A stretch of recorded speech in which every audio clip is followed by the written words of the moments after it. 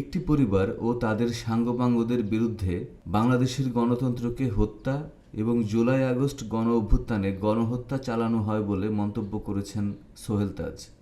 রোববার 10 নভেম্বর দুপুরে নিজের ভেরিফাইড ফেসবুক পোস্টে এ মন্তব্য করেন তিনি।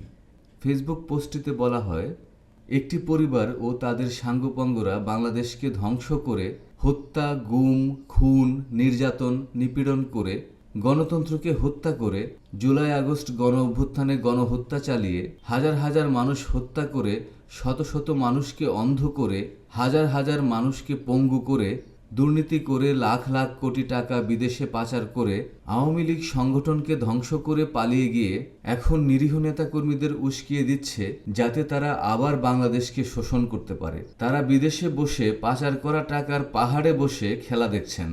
বিশেষ দ্রষ্টব্য, নীতি আদর্শ বিচ্যুত খারাপ মানুষের প্রশংসা আমার প্রয়োজন নেই, আমি আপাদেরকে চিনি।